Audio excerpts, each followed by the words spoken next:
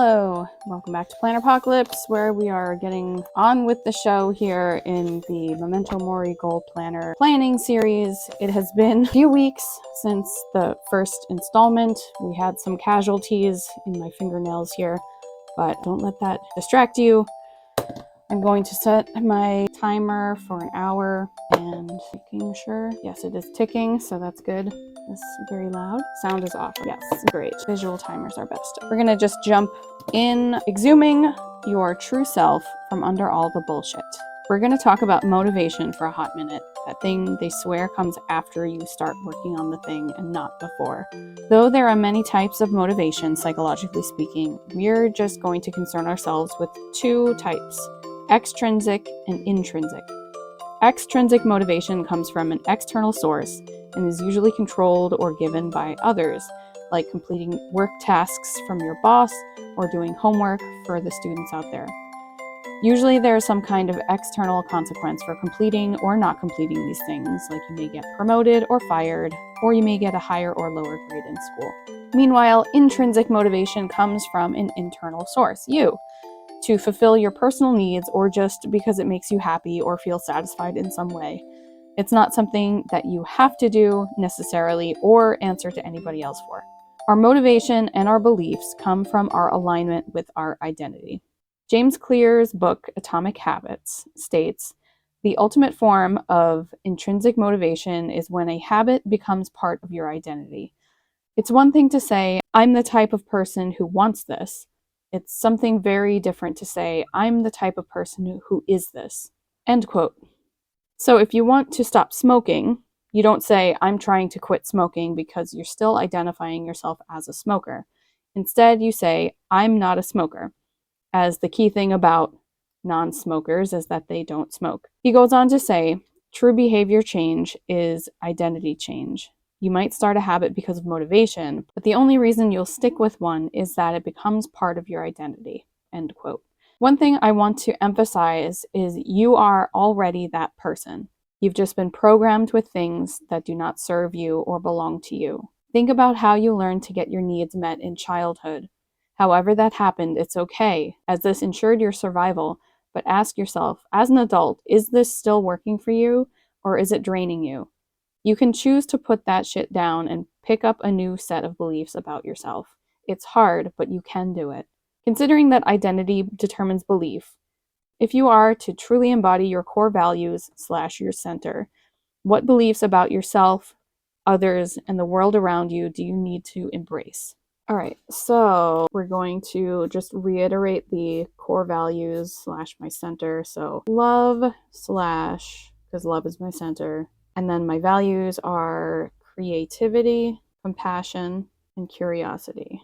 All right, so what beliefs about myself, others, and the world around you do you need to embrace about these things? So recently, I've been having a lot of trouble with self-belief, especially around my work. So what beliefs do I need to embrace? I'm gonna just, is this gonna bleed? It bleeds a little bit. Maybe we will find the pale one. How about this one? That's better. All right, so what beliefs do you need to embrace? My work has meaning. You can also try to turn this into an affirmation, which I'm struggling with right now. I'm just gonna freeball an affirmation here based on trying to believe my work has meaning. I create compassionate planning systems so that weirdos like me can feel seen and empowered. I guess that's kind of like a mission statement a little bit, but what I say and do can make a difference, because that's something that I'm struggling with believing. And so what beliefs about yourself, others, in the world around you do you need to embrace? People will remember me, or people do remember me, I guess. I don't know if you want to call it a complex, but I'm basically convinced that I'm not very memorable. And so if I know you from a class or something, and then I see you in the library or at the grocery store, I'm convinced that you're not going to know who I am. And so I don't say anything because I don't want to have that awkward moment of you looking at me and being like, I don't know you. Who are you? Why are you talking to me? And that's also why It's also why I used to bring the party invitation with me in case people were like, are you supposed to be here? Oh, that's sad. Okay, what will you do and what will you not do? So I will take my work seriously, not too seriously, but as if it is worth it, so that other people might be excited if I'm excited about it, you know? What habits will you need to gain in order to support yourself as you cast off your old stories and embrace your truth? I mean, we're in like year 40 about routines here, so routines are going to be very important. I cannot, for the life of me, structure my day, but we're gonna have to just. Done is better than perfect, and other cliches. Without using skill building as an avoidance tactic, what skills will you need to develop or hone? I think this was a tweaked question because I get very caught up in, I don't know enough yet to do the thing that I want to do. So I think just like self-discipline is going to be key, self-compassion, because these are skills and sometimes they're just hard. Also, I want to say I will make art slash write slash create. So that means habits I will need to develop, making room for creativity. That's right here. Making room for creativity without perfection, without needing it to be perfect. That's actually what Harry and I focus on with Clowntown. So we just kind of do fun things and it doesn't have to become anything. We just do it to do it.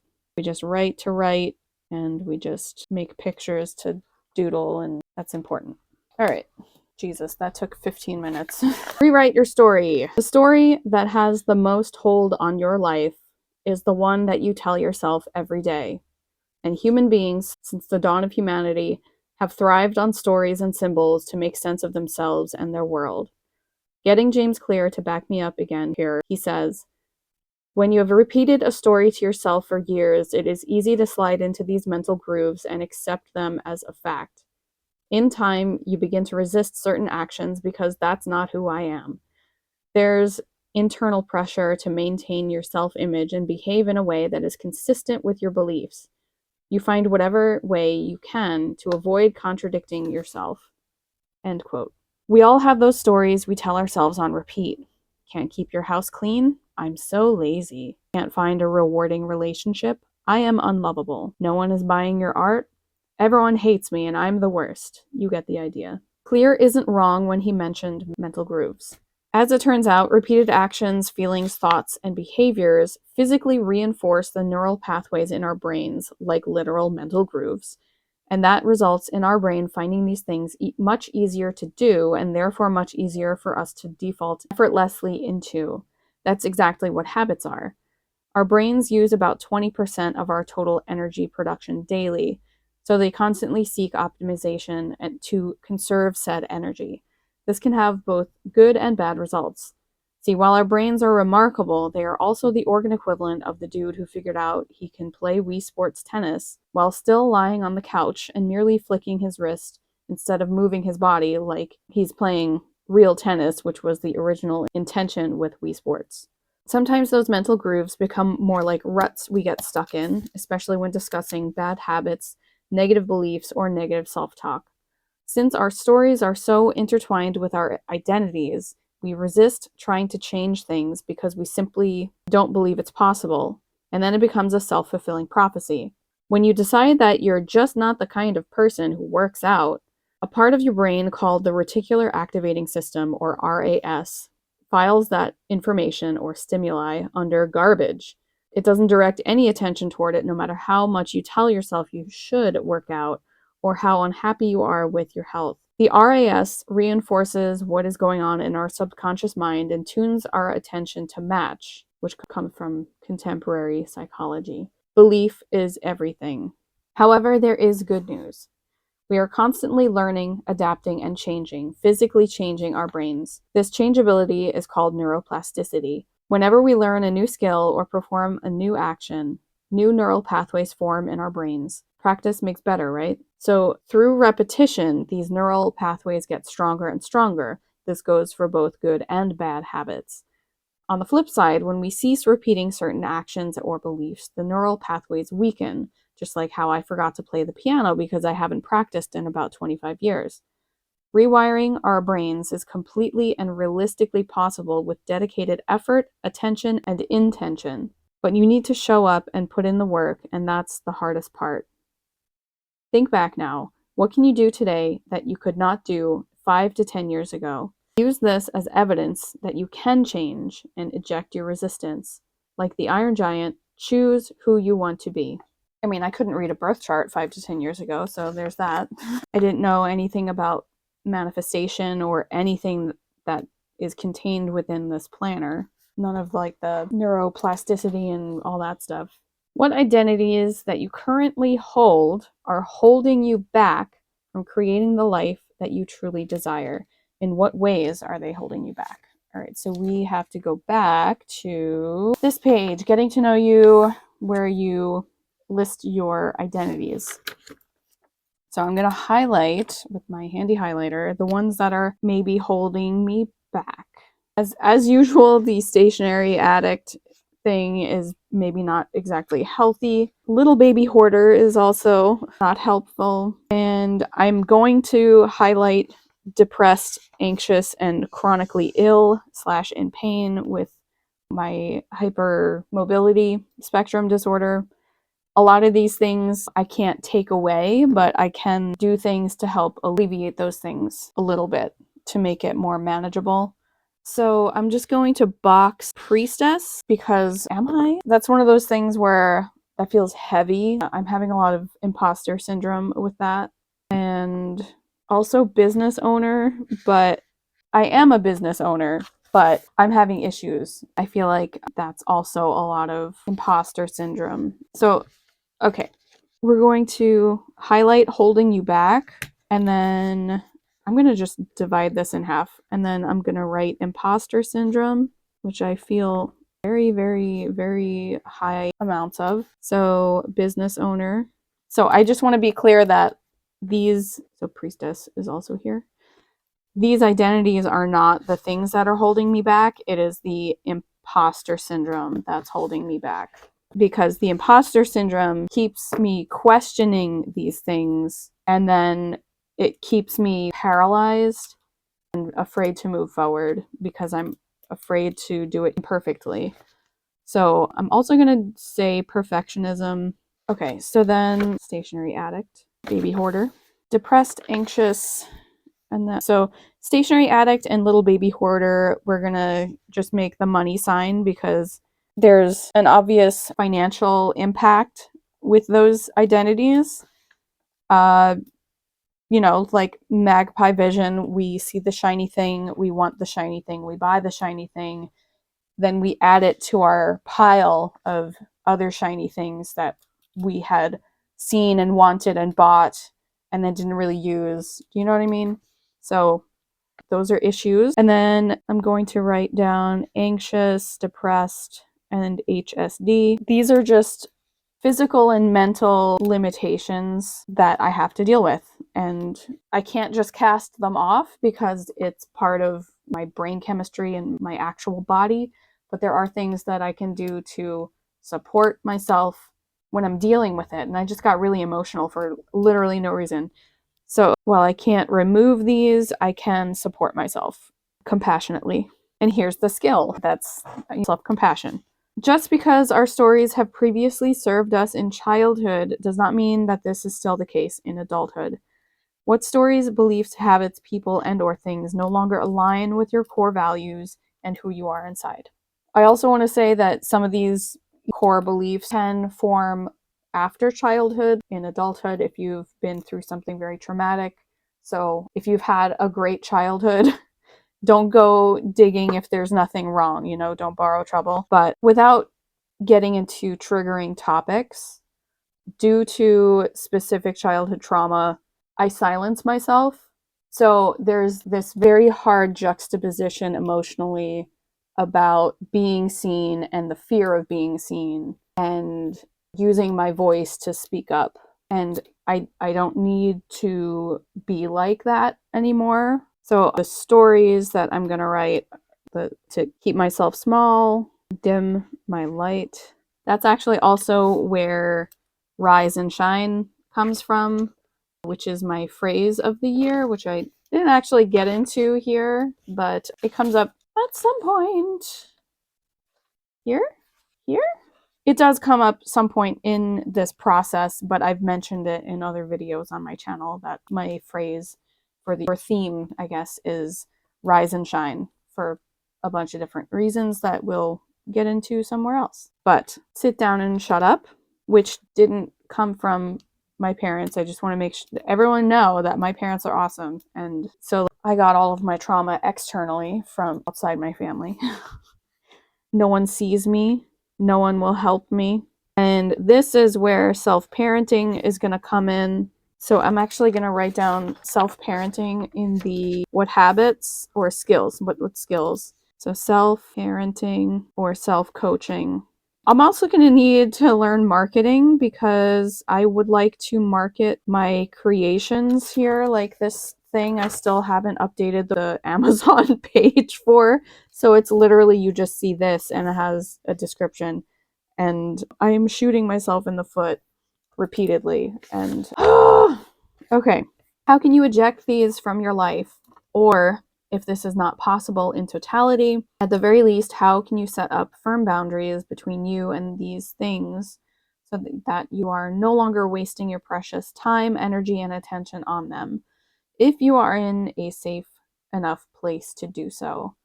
So if your home life is abusive or oppressive, please make safe decisions for yourself. All right, so let's see. How can I eject these from my life? Oh my god, I don't know. How? All right, so let's just make a list, right? So I'm using this space up here, which is part of this, but so we've got imposter syndrome. I made 2 R's. Perfectionism. I'm leaving that mistake to move on.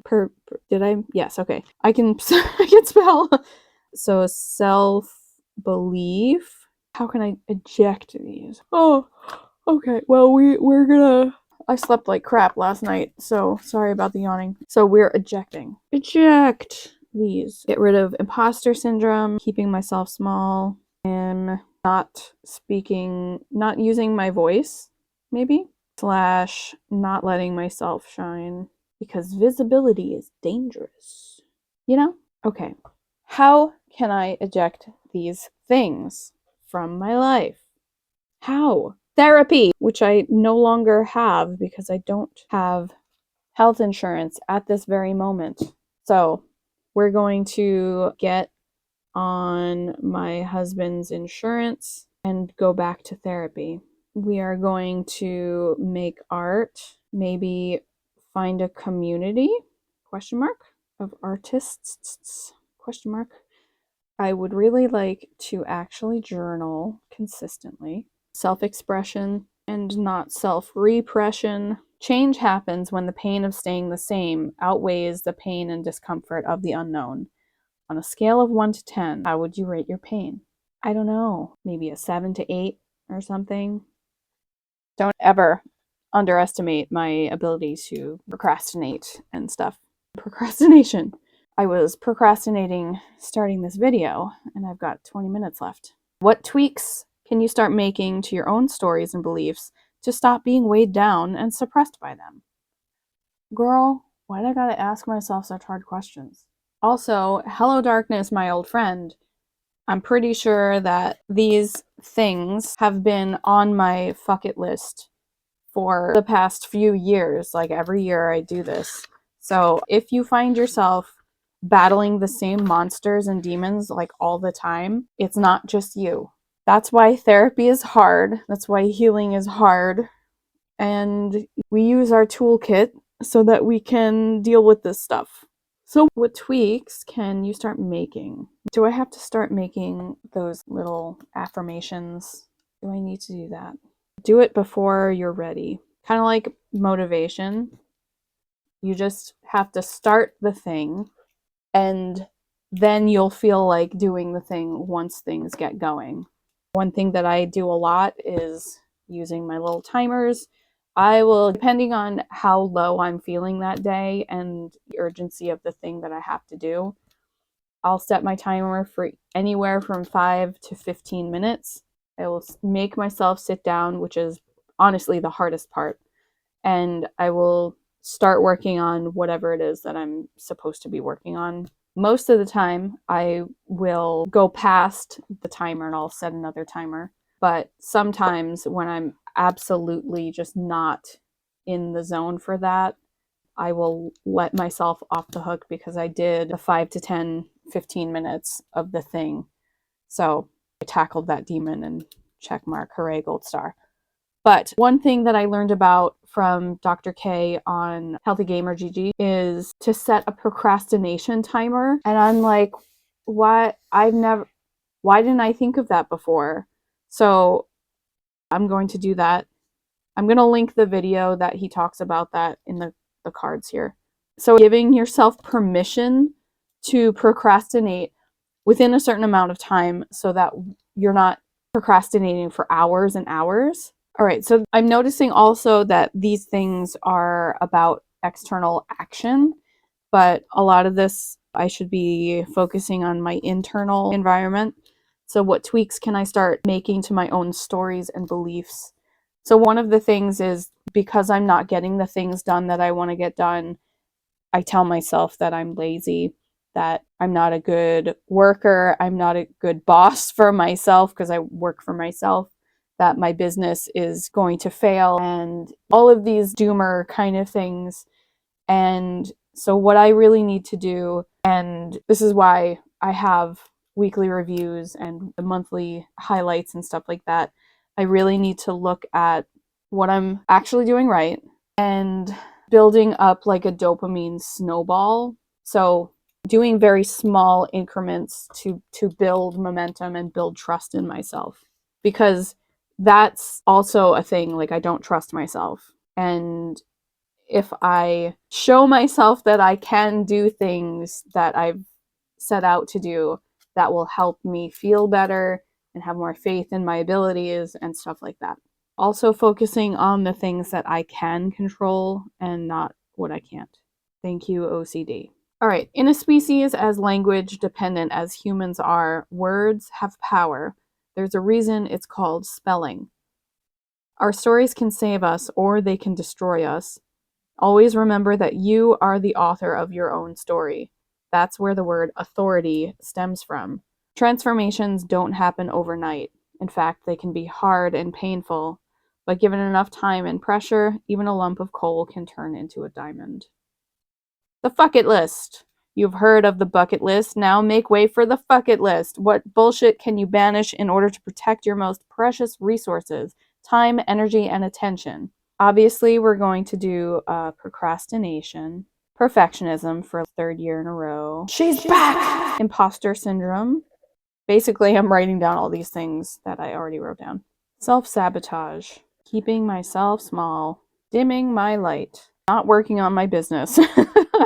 Okay, I think that's good. We have about 10 minutes left on the timer, so I'm going to stop for now. I don't want the videos that I'm editing to be gigantic. So next time we will get into the lower your bar section. This has been expanded, if you will, for this revised version for 2025. And if you are following along, leave a skull emoji down in the comments. Thank you so much for watching, and I'll see you next time. Bye! Till next time.